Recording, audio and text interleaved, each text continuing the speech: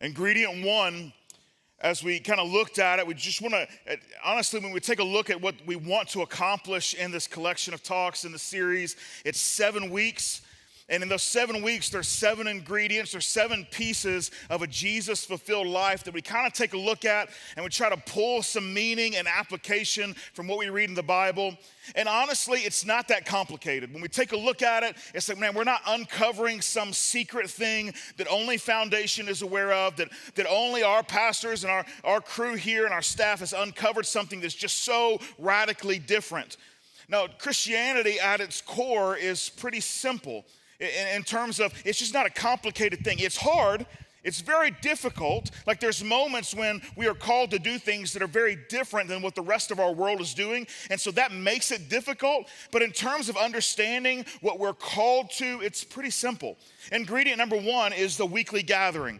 Just the opportunity to gather as a group of people in unison with a little bit of unity, and the goal, the hope, the dream, the purpose of those things week in and week out is to send you back out. It's not simply to gather. That doesn't end the conversation. That begins the week for you. That ultimately we would gather because of Jesus.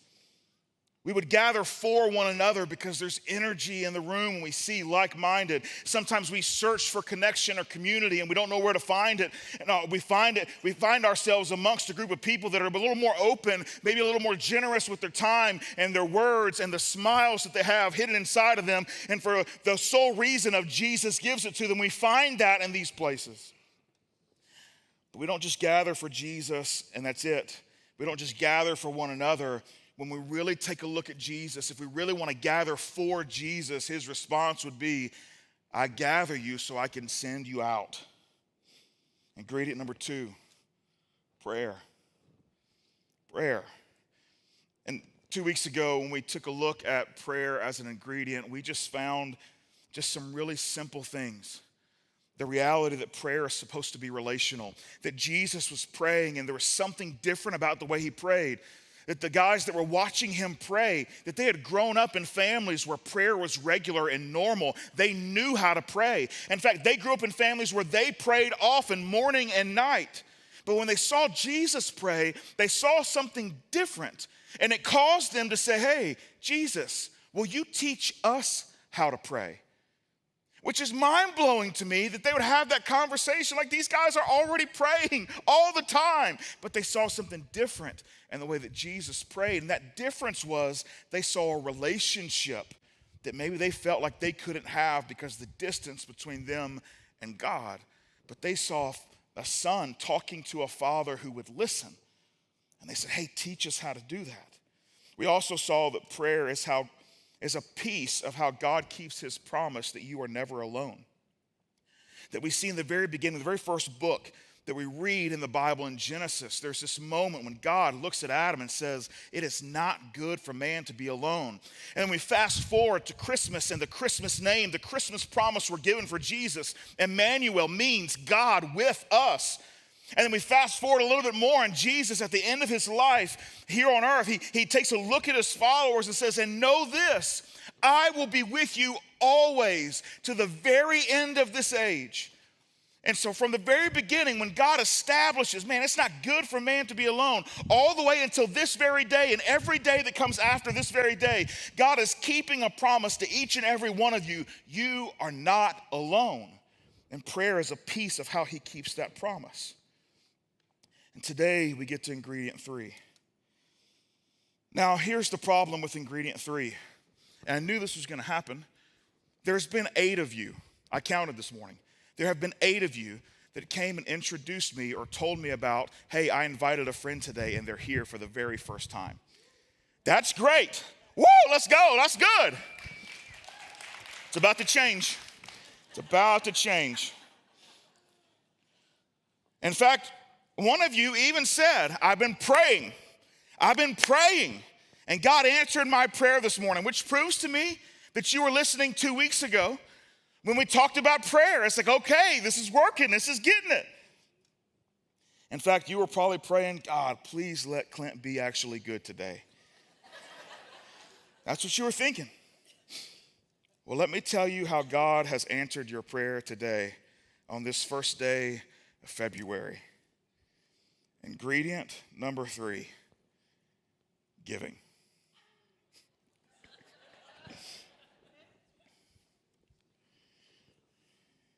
Giving. Money is like a little Lord for us. It whispers, if you just had more, everything would be okay. It doesn't shout at us, just whispers to us. It whispers to us as we scroll on Amazon.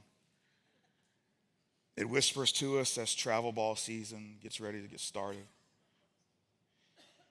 It whispers to us,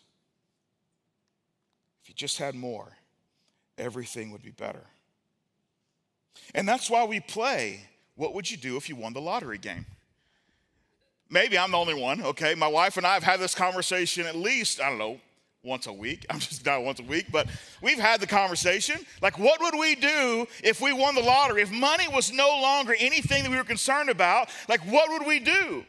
And when I start thinking about it, well, it depends on how much money the lottery it is. I mean, if it's a small jackpot, I mean, that's not going to last. You know what I'm saying? I mean, if it's only a few million, I mean, I'll fly through that like anybody's business. You know what I'm saying? I mean, I can get a good boat, you know what I'm saying? And then I can put a dent in that, you know what I mean? A truck to pull it. A Yeti 110, you know, y'all know the song? You know?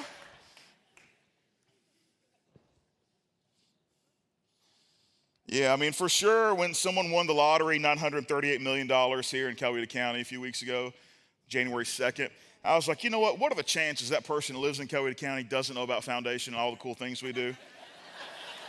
What are the chances? I mean, 0, right? They haven't called. But if you're watching online,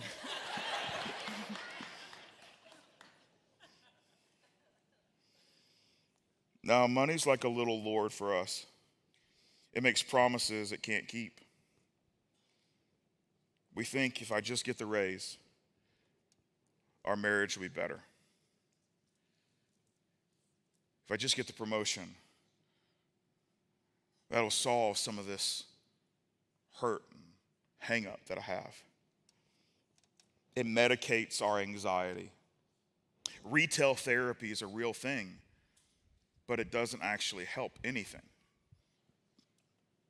It makes us feel better to scroll a little bit, get something shipped to us in 2 days. There's a little dopamine hit that comes with it, and we're like, man, this is going to be cool. My entryway is going to be just set off now, or these cool little new candles, or this new kitchen gadget, or fill in blank, whatever it is. Man, this helps. The truth is, we find that it's just empty, and the next time we feel a little anxiety, we just need something else. That little Lord, it fuels comparison. That we were fine with our house until we went to our friend's new house. And then we got ideas. We call it inspiration, but really it's just jealousy, a little bit of envy, and a little bit of the little Lord talking to us saying, hey, you deserve something like that.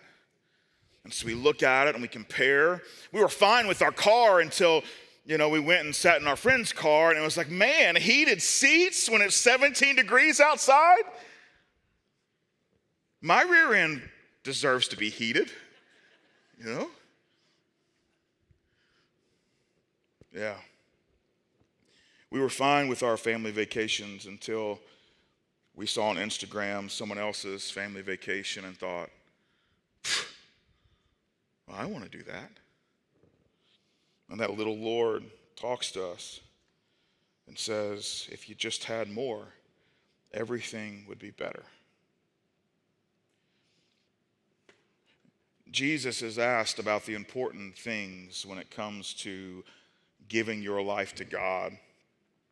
And this is how he answers one of these moments. Jesus replied, love the Lord your God with all your heart and with all your soul, with all your mind. This is the first and greatest commandment. And so when pressed, Jesus says, hey, I don't really want to nitpick and get into the micro level. Let me just start at a macro level and just say, hey, I want you to love God with everything that you have. Heart, soul, mind, all of those things. And so we could get into the specifics, but this really covers it. Right? This really covers who we are in our life. And 2 weeks ago, we talked about the word love from a biblical standpoint, and we come to a place where we realize that biblical love isn't this emotional feeling or emotional connection, but that love is loyalty and action.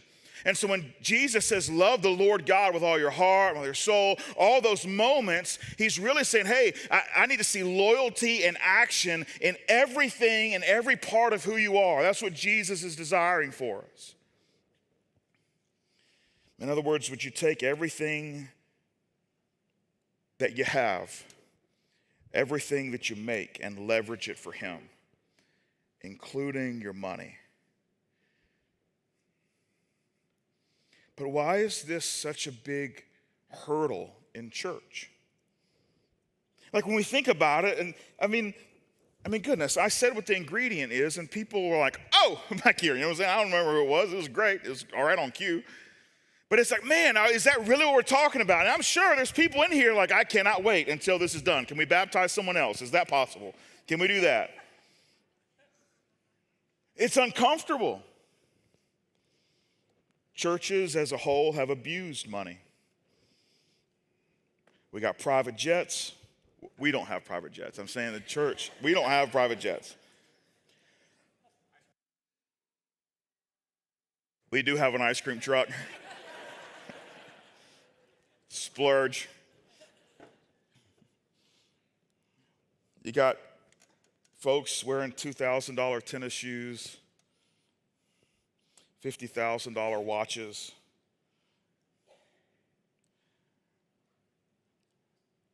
$300,000 cars. I get it. And we look at church leaders and we ask that question, where is our money really going? Is it doing good? Or is it just creating a mountain of wealth for a few key leaders? I get that. I get that if we go back to 550 or so years ago, that the church as a whole was leveraging people's spirituality, grace itself, an eternal relationship with God, and they were bartering financially with people through indulgences and penance.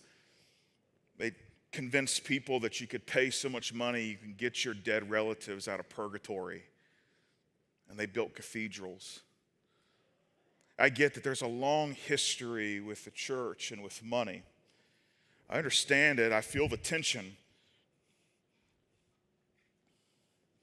And so I just want to take a few moments today and walk through maybe establishing what is giving and what it is not. Let's start with what it is not. We find this with the historian, the physician, Dr. Luke. In chapter 21, starting in verse 1, this moment happens. As Jesus looked up, he saw the rich putting their gifts into the temple treasury. He also saw a poor widow put in 2 very small copper coins. Truly, I tell you, he said, this poor widow has put in more than all the others. All these people gave their gifts out of their wealth, but she, out of her poverty, put in all she had to live on.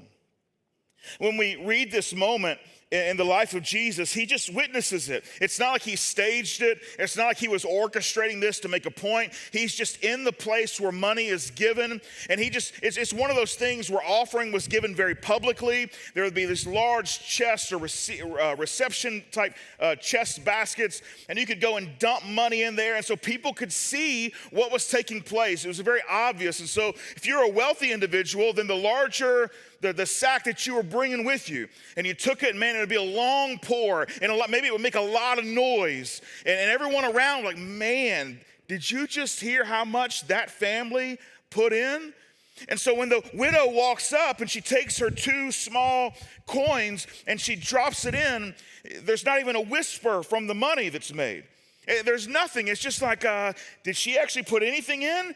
Or is she just like pretending to go and take a closed fist and maybe put it into the little receptacle and release her hands and pretend she put something in?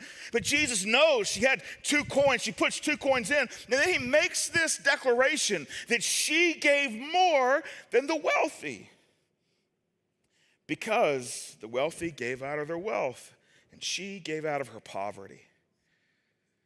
And that brings me to a place to ask, there's got to be some incredible spiritual connection to our possessions that isn't all that obvious to everyone looking.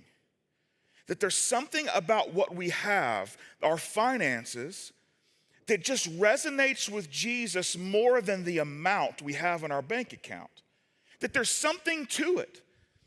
Because by everyone else's account, generosity was flowing when someone took an enormous bag of coins and dumped it in the coffers. They looked at that and said, man, that's generosity. Jesus, for some reason, looked at it and said, that's not as generous as you think. And then his explanation is the why or the how, the what, the from, that gives the value to what you actually put in to the offering. And when Jesus saw her to the world insignificant copper coins, he saw great generosity. And when he saw bags and bags of money, he did not see great generosity. I guess my first question is, if I'm submitting everything that I have in love the Lord my God with all my heart, my soul, everything that I have, which one do I want? Do I want Jesus to look at me and say, hey, I see something significant because of the why? Or do I want to fool him because it's a lot? Which one do I rather do? Truth is, giving is not buying God. It's not. Status can't be bought with God. Like you can't give and all of a sudden you've taken like a level up in terms of how God sees you because of the amount that you've given. It just doesn't work that way.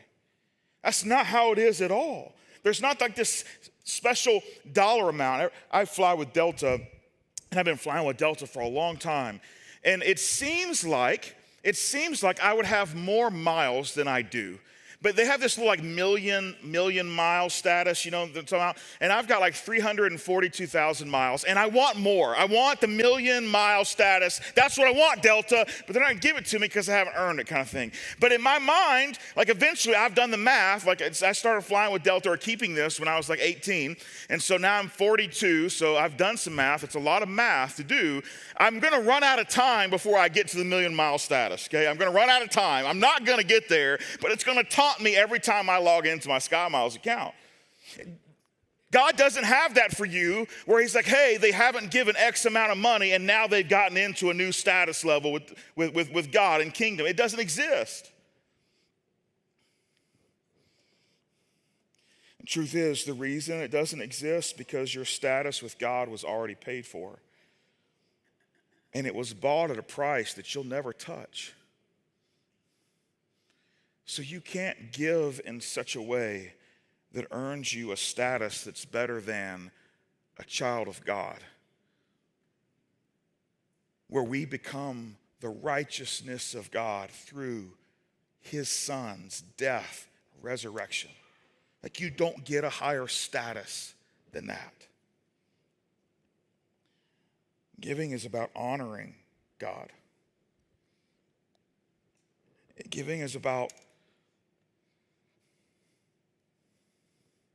I want to bring you what I have because I wouldn't have anything if I didn't have you. Giving is not about performance or spiritual clout. There's a moment in the book of Acts As the church gets started, this generosity is flowing, and people are giving like crazy amounts. I mean, people are selling property, and they're selling property and bringing the entire amount of the property, and they're bringing it to the church, and people are just sharing. It's wild. Like the amount of generosity that's happening is just unreal. And in Acts chapter 5, there's a moment that's recorded where this couple named Ananias and Sapphira, they sell a piece of property, and they're going to bring a portion of the proceeds, and they're going to give it to the church as part of their offering. And so the husband, he comes in, and he's like, hey, I got this money, puts it at the apostles' feet, like the leader of the church's feet, puts it at his feet and says, hey, here it is. And then he goes on to tell a story that isn't true. He's like, yeah, this is it. I'm going to give you the whole thing. But the truth is, it wasn't. He withheld some. Now, the rule wasn't if you sell a piece of property, you have to bring everything to the church. That wasn't the rule. The problem is that they wanted the status that would come with the leadership in the church if they believed that they had brought the whole thing. And so they lie about it. They lie about it. It's one of the most terrifying, one of the more terrifying moments in the early church. There's a story that we teach children, which is interesting that we teach children this story, because it ends with, and they both dropped dead. Huh. Yeah. Go read Acts chapter 5. It's fascinating. Both Ananias and Sapphira dropped dead there in that tent, because they lied to God, or attempted to lie to God about what they were doing with their giving. The rule wasn't bring it all or you'll die. The rule wasn't even if you give a small portion, you'll die. It was just, look, God was saying, look, don't play games with me and try to outdo something or earn some kind of status. I have paid with your status with the blood of my son. Don't play games with that. In other words, it would be better to give nothing than to lie about giving. It'd be better to give nothing than to lie about giving.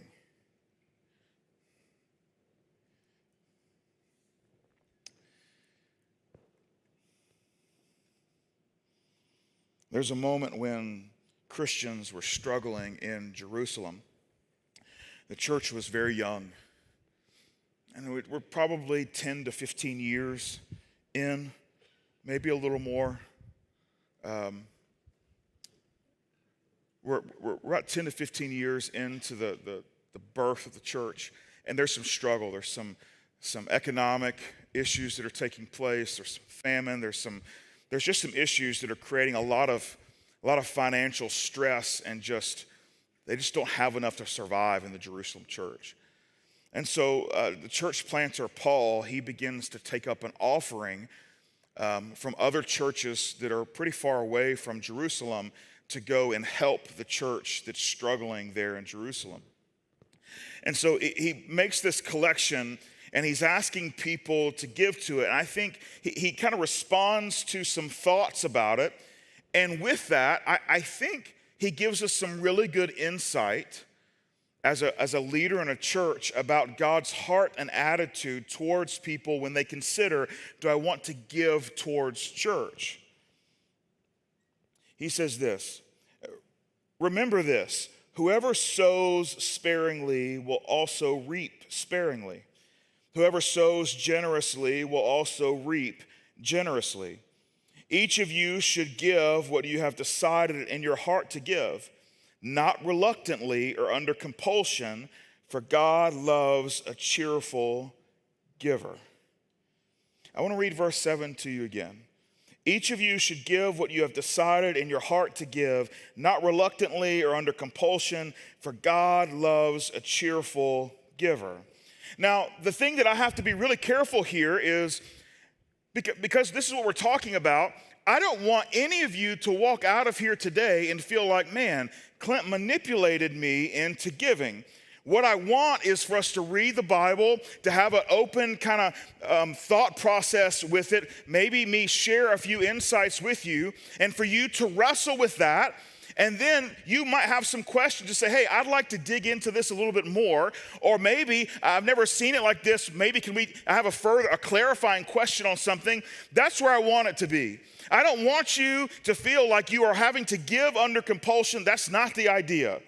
The idea is for us as a crew of folks who follow Jesus to raise up or level up our biblical literacy and our understanding of what Jesus expects, and then ask the question, just like we ask any other week, how am I measuring up to that and what's my next step to take?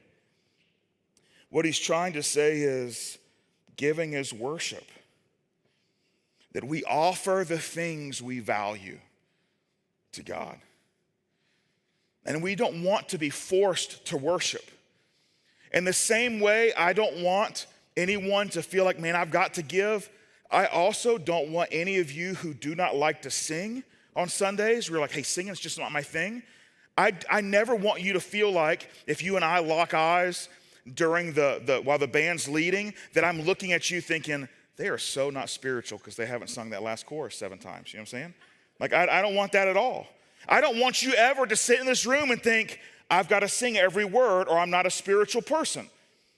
I don't want you to worship out of compulsion. I want worship to take place even in moments where you're uncomfortable, because you realize at some point in your spiritual maturity that me singing has nothing to do with me and everything with creating some unity in the room. And that might take some of you much longer than others, and that's okay. It's not going to be a feeling that you experience. It's going to be a decision of the heart and the will and the mind where you say, I'm going to engage in a way that brings unity to the people in the room, because I realize at some point the reason I come to church actually isn't about me at all. But that takes time. It takes time. And I don't want you to fake it. Don't pretend. The worst thing is for people to passionately sing songs, raise their hands, and fall on their face, and walk out the door and deny him with every other part of the way they live. I say that's just as dangerous as Ananias and Sapphira. That we are good with God as long as there's a really good kick drum 4 on the floor and there's a little bit of bass in my chest. But the minute life gets real, all of a sudden we can't feel like God's anywhere close to us. So compulsion is not it, but worship is where the idea is. Giving is trust. You're asking the question, is this legit? You're asking the question, hey, wherever I decide to put my finances, wherever God has called me to in partnership, you're asking the question, is this legit? You're asking, do I trust God, that God knows that giving should be a part of my life? That's a trust question. And the second piece is, do I trust where I feel like God has called me to in my current season of life? It's a trust issue. Giving is growth. It's a spiritual discipline.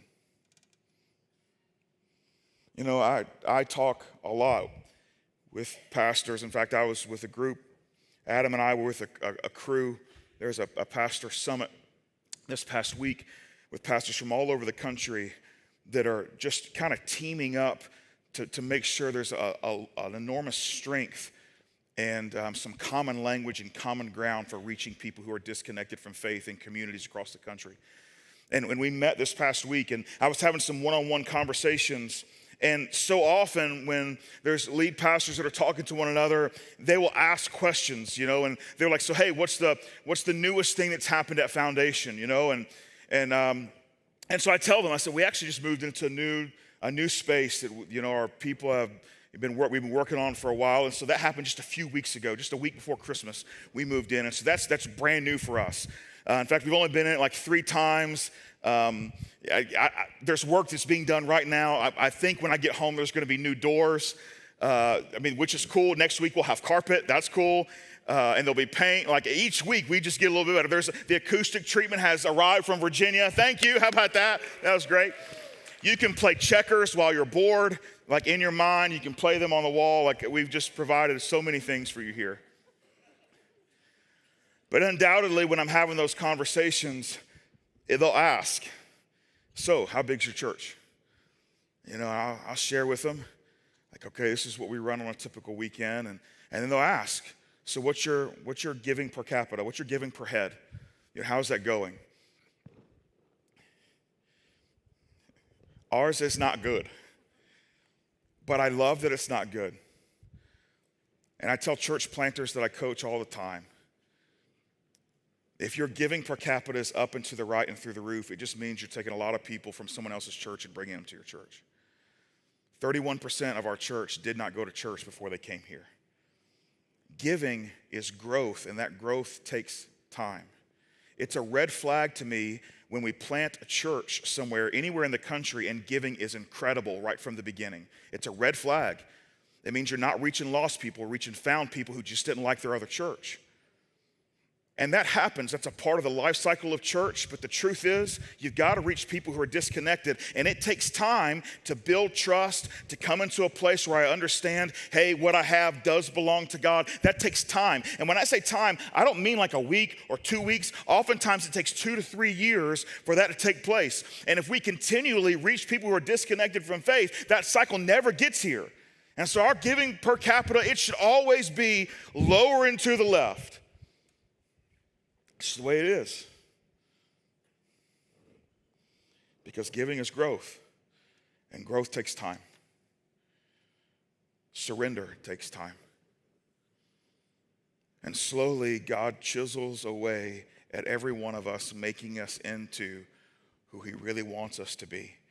But the truth is, we can take the chisel from him anytime we want. Sometimes as he's chiseling, he gets us in a sensitive spot. It's like, that's the giving spot, God. You can work on the other side if you want to keep working. You know what I'm saying? Like, work on this side. This one's good. This one's like, memorize the Bible and pray and go to group and stuff. You know what I'm saying? Like, I like this side. It takes time. So I just wanted to be really practical for you this morning and kind of lay out what does growth look like in giving. And maybe you would find yourself on this little graphic we're going to show. It starts with someone who gives for the first time, a first-time giver.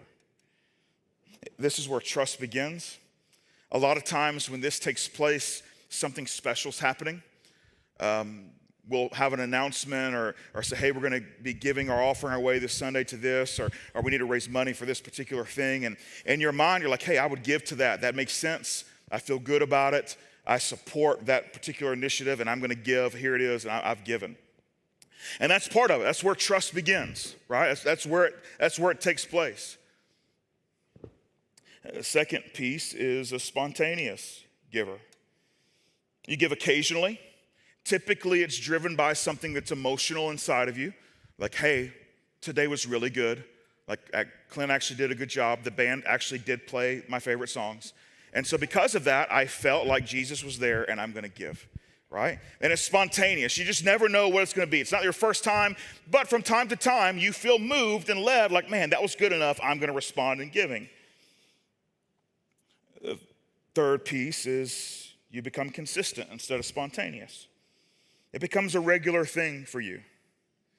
This has become something that defines you, that when you take a look at your budget each month, you can see that there's evidence there that, hey, this is a part of who I am and what I've become. Like this is something that it matters to me, right? And all those things. Like this is just consistent. And the last piece is a sacrificial giver. That it actually costs you something. That you're going without something that's significant. That you feel it. It's consistent and it's sacrificial. It's at this place where you actually involve a good bit of faith. It takes time to move from first time to spontaneous to consistent to sacrificial. It takes time. It doesn't happen overnight. And honestly, the hurdles from each place to the other, some of them for some of you probably feels insurmountable. And you feel like there's never any chance I make it past fill in the blank where you already are.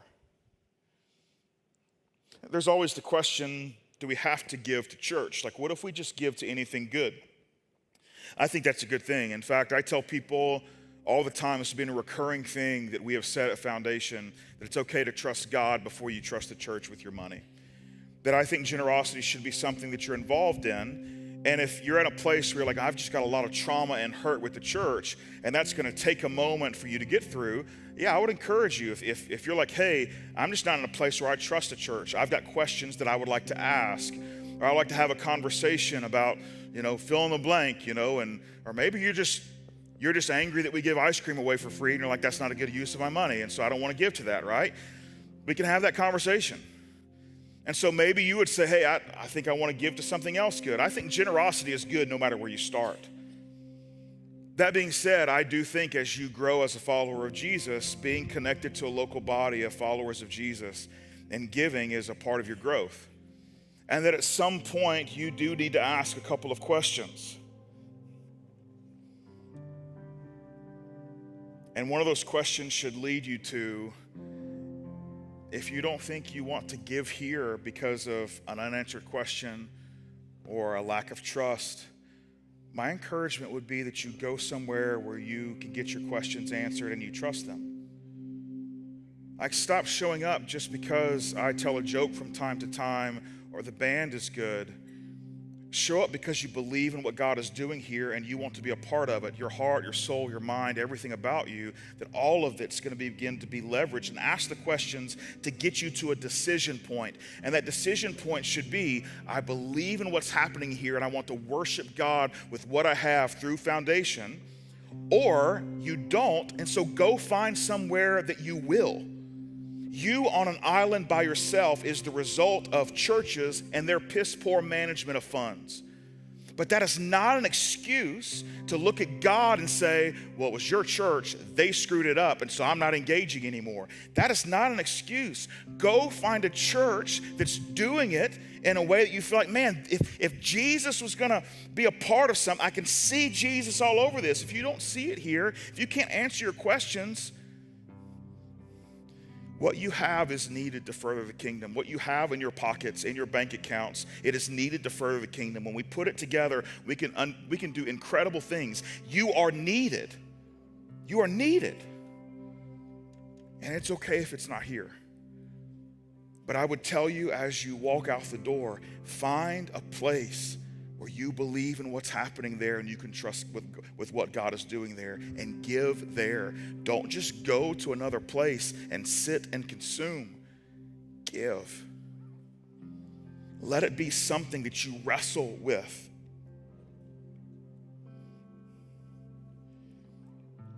So I want to give you the most practical way.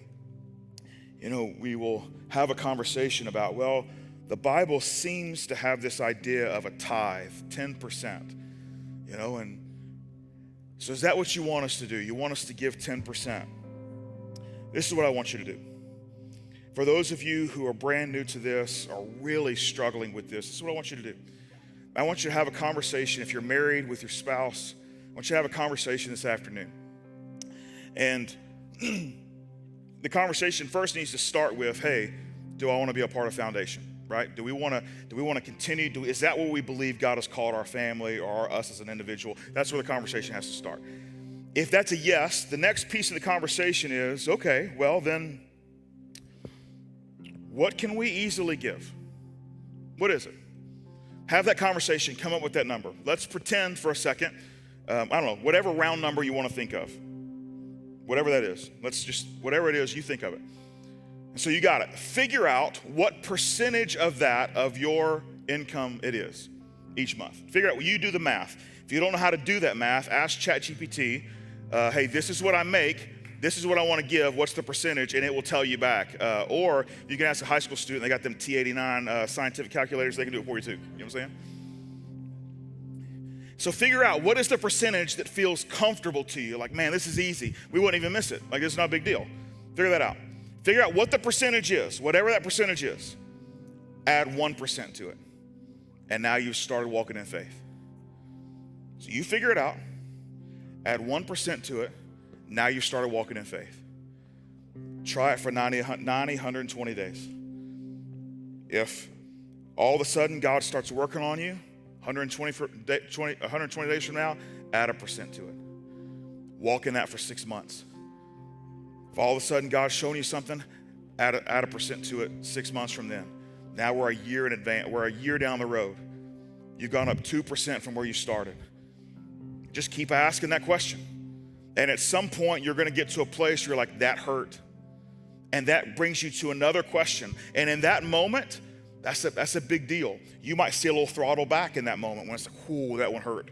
That one hurt. I don't know if that's a deal breaker. That might be a deal breaker for me. It's in that moment you should lean in to someone who's more spiritually mature than you and say, hey, I'm struggling with this.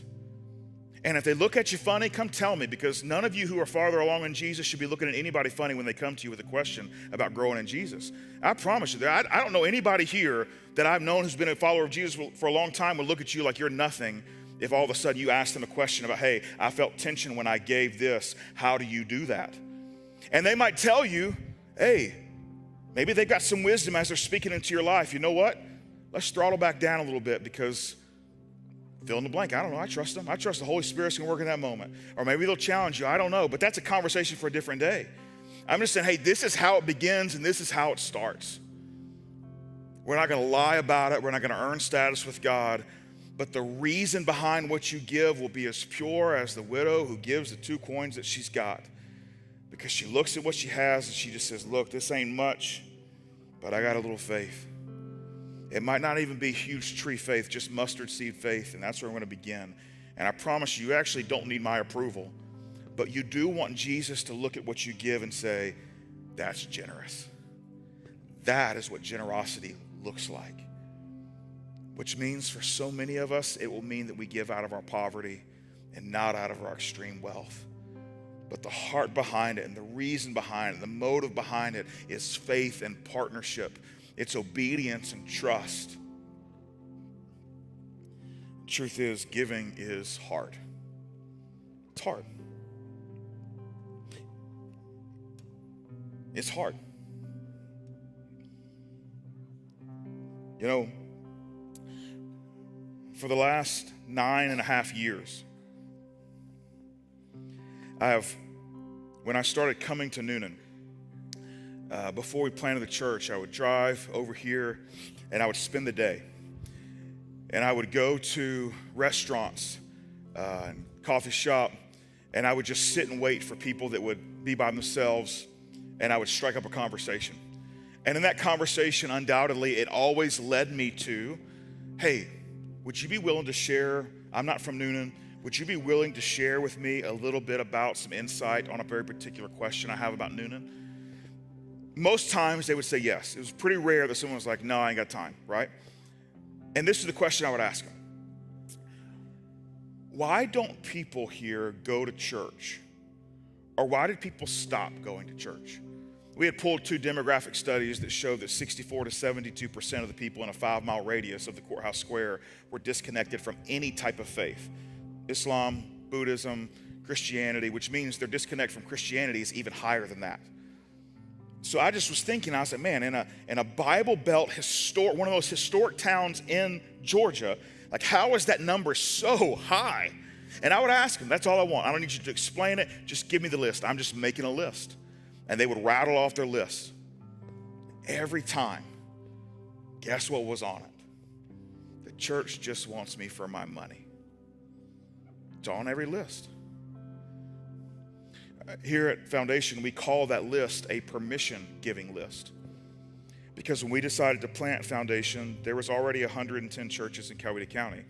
So the truth is, Coweta County didn't need another church unless that church was going to focus on people who were disconnected from faith. That there were plenty of churches, if people wanted to find a pew or a seat and sing some songs and listen to someone talk about the Bible, there were plenty of churches.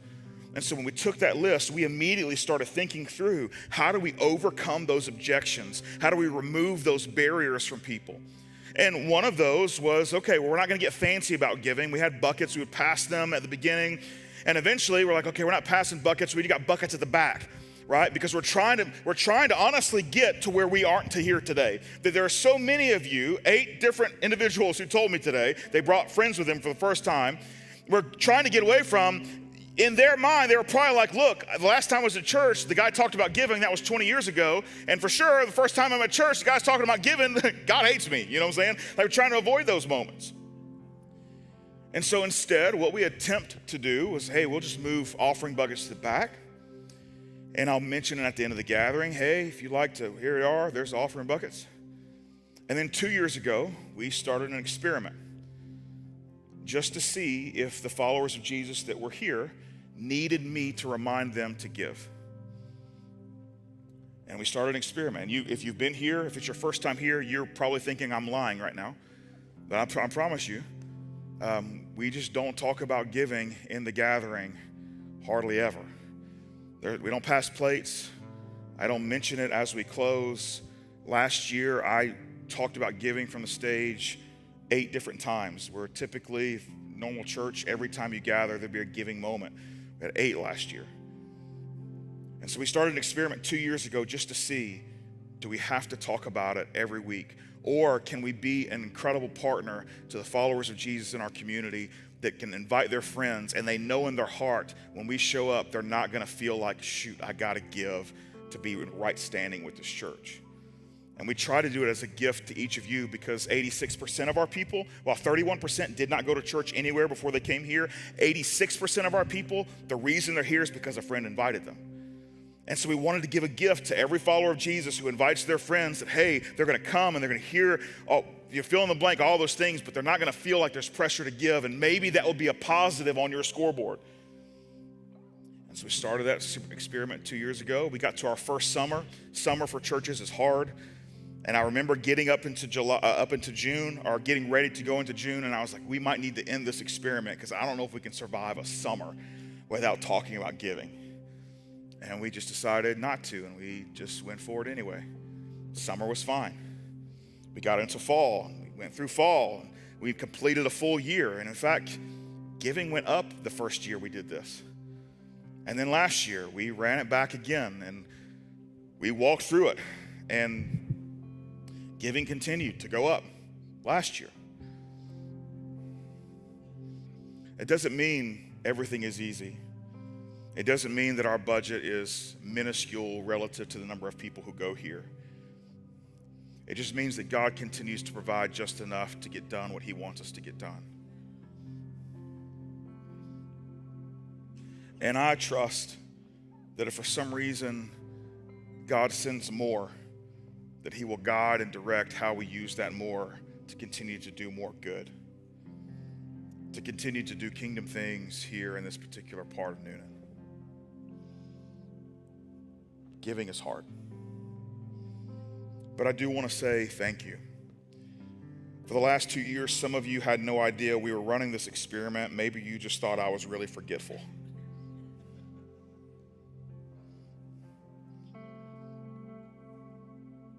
But I have so many conversations with lead pastors across the country. All of them think we're stupid for doing it this way. And maybe one day we will be. But at least as of today, it still feels like it's the right thing to do. But it puts responsibility on each of you. It puts responsibility on some of you to have giving conversations with people who are new to faith as you think about, how do I help them follow Jesus? The biblical term would be, how do I disciple them? But how do I help them follow Jesus? Instead of me standing up speaking to the masses, it would be a part of a conversation you have. Maybe it comes up in your small group, or maybe it's something over a dinner conversation where it just naturally flows into the right moment. It takes some responsibility off of our staff and places it on people who, honestly, you didn't sign up for it.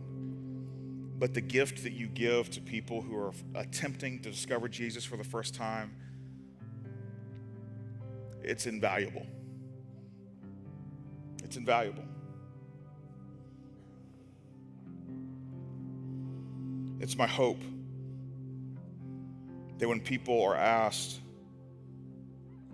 why they don't go to church, that maybe Christians in Newnan, not just here at Foundation, would be so generous that maybe other churches might consider the same thing. That maybe money would be taken off the list of the reasons I don't want to go to church.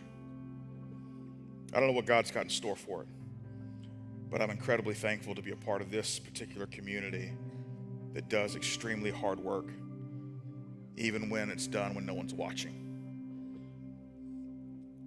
Giving is hard,